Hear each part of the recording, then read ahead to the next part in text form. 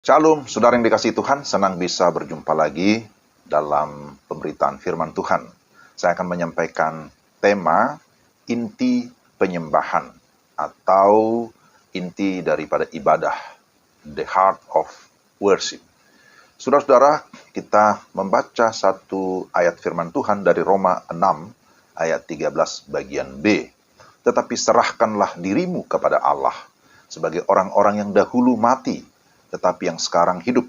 Dan serahkanlah anggota-anggota tubuhmu kepada Allah untuk menjadi senjata-senjata kebenaran. Mari kita berdoa. Tuhan, pimpinlah kami di dalam kami merenungkan kebenaran firman-Mu, sehingga kami dapat memahami, kami dapat mengalami firman itu yang dapat meneguhkan iman kami. Dalam nama Tuhan Yesus. Amin. Saudara yang terkasih dalam Tuhan, berbicara tentang penyembahan. Apa yang merupakan inti daripada penyembahan? Maka untuk menuntun kita menjawab pertanyaan ini, ada 4 pertanyaan pengarah. Pertama, berbicara tentang apakah inti penyembahan. Lalu kedua, apa saja penghalang dalam penyembahan. Dan ketiga, bagaimana penyembahan yang sejati. Dan yang keempat, terakhir, apa berkat dari penyembahan sejati. Saudara-saudara yang dikasihi Tuhan, kalau kita memperhatikan firman Tuhan yang tadi sudah kita baca di dalam Roma pasal 6 ayat yang ke-13, di sana disebutkan, serahkanlah dirimu kepada Allah sebagai orang-orang yang dahulu mati, tetapi yang sekarang hidup.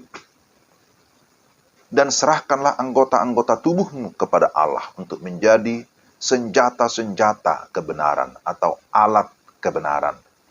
Kita memperhatikan di sini diulang 2 kali. Serahkanlah hidupmu kepada Tuhan. Jadi apa yang merupakan inti daripada penyembahan?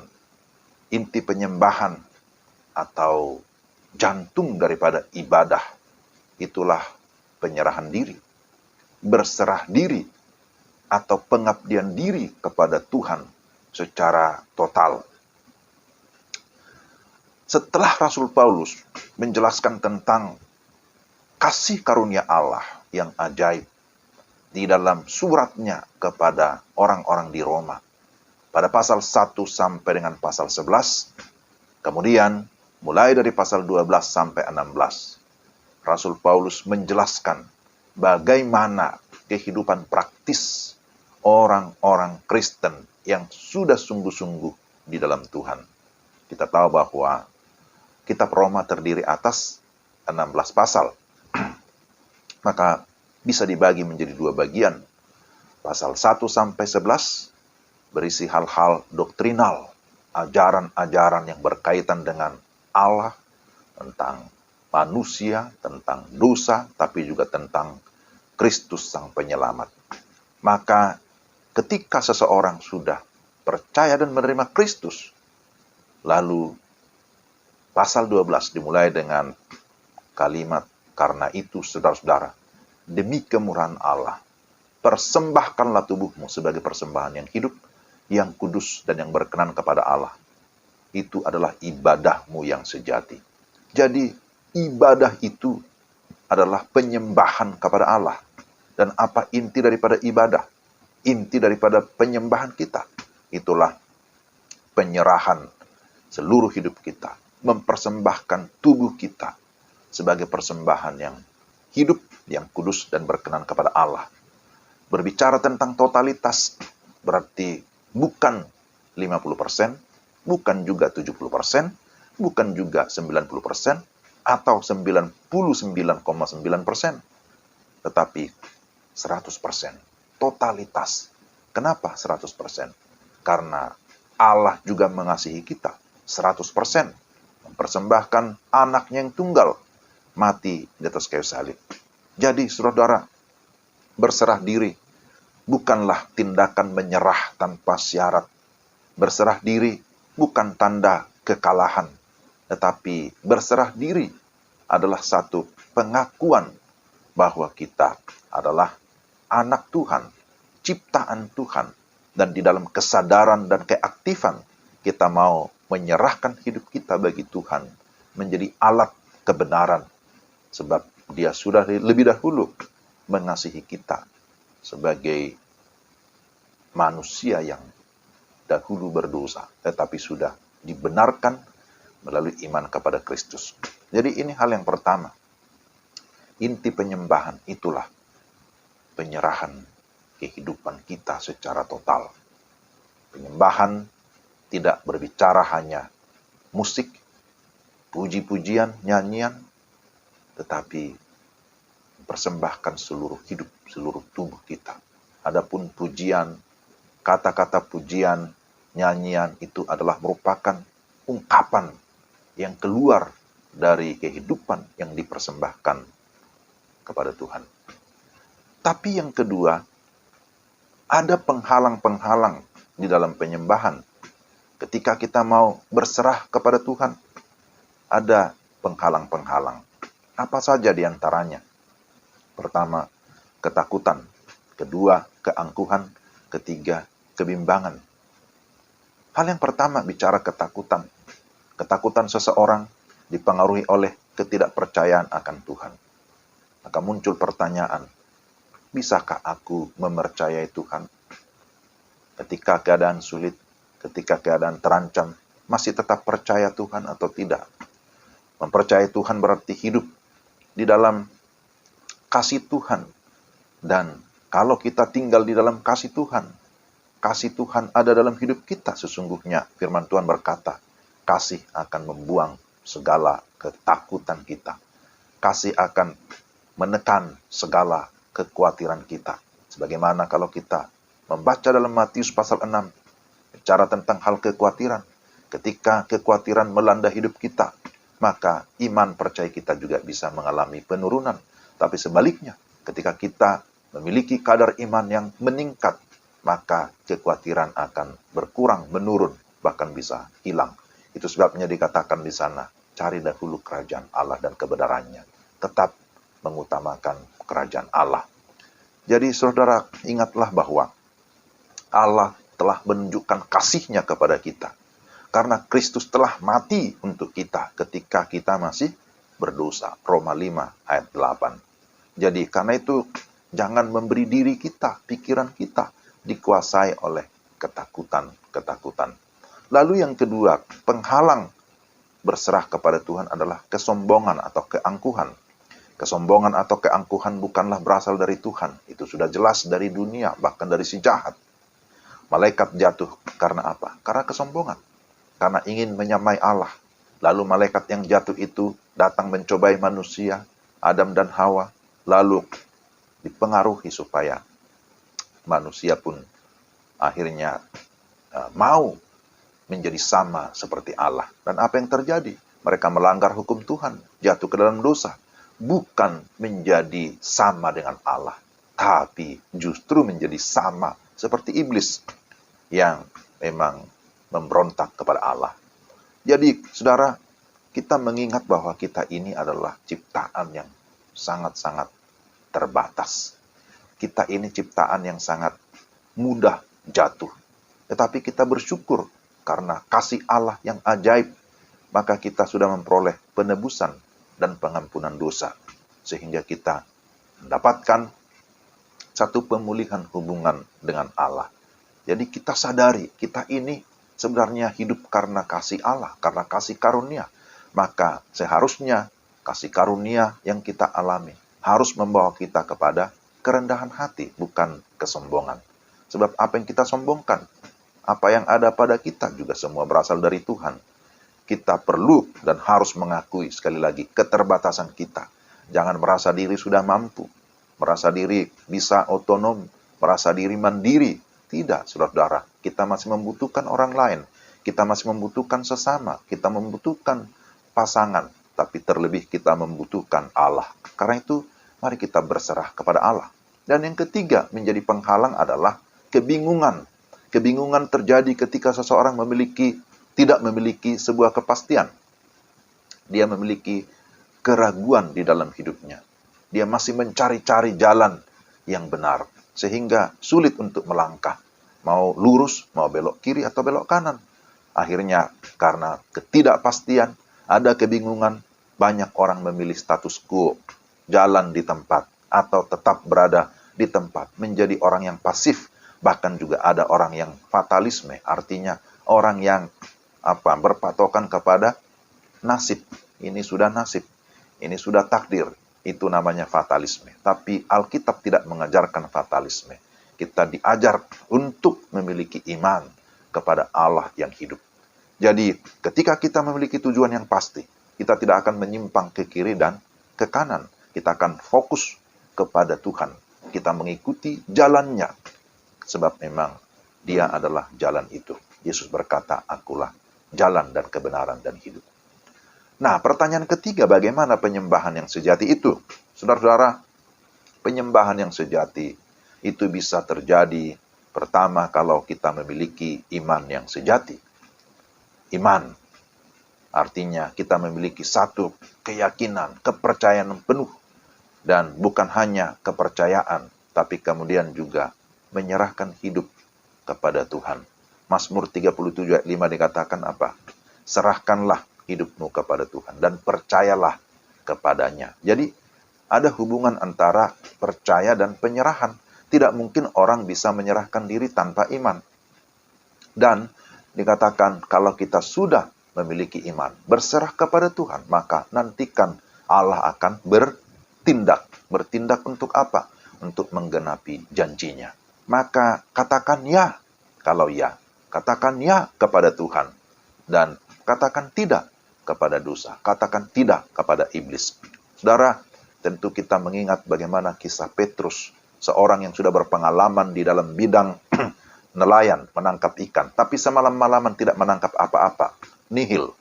Tapi kemudian esok harinya pagi-pagi ketika berjumpa dengan Yesus, Yesus berkata, "Tebarkan jalamu." Dia sebenarnya ogah-ogahan karena dia merasa capek dan tidak mungkin berhasil. Tetapi dia berkata, "Karena engkau menyuruhnya, aku akan menebarkan." Dan apa yang terjadi? Ketika dia taat kepada perintah Tuhan, dia menangkap sejumlah besar ikan. Dan luar biasa, Tuhan bekerja di atas kemampuan manusia. Tuhan bekerja di atas pengalaman manusia seperti Petrus. Juga kisah tentang Abraham. Abraham dipanggil oleh Tuhan. Dia tidak tahu mau kemana. Pada saat itu dia dipanggil supaya dia pergi menuju ke tanah perjanjian. Di mana itu dia tidak tahu. Tapi dia percaya. Dan karena dia percaya, dia mau taat kepada perintah Tuhan. Tuhan menuntun dia dengan cara Tuhan. Belum ada kompas pada saat itu. Belum ada Google Map. Ya. Ini di zaman sekarang baru semua ada macam-macam untuk menuntun kita ke tempat yang kita tidak tahu pun Google Map bisa mengarahkan. Ya walaupun kadang-kadang salah juga. Tetapi bahwa Abraham dipanggil Tuhan. Dia taat mengikuti panggilan Tuhan itu. Lalu bagaimana penyembahan yang sejati? Penyembahan yang sejati terjadi ketika kita sungguh-sungguh hanya menyembah kepada Tuhan yang hidup, yang Tuhan yang sudah menyatakan dirinya di dalam Kristus Yesus. Kita tidak boleh menduakan Tuhan, mengabdi hanya kepada Allah yang Esa, Allah Tritunggal. Tidak boleh menyembah kepada Allah Tritunggal sekaligus kepada Mammon atau kepada berhala-berhala.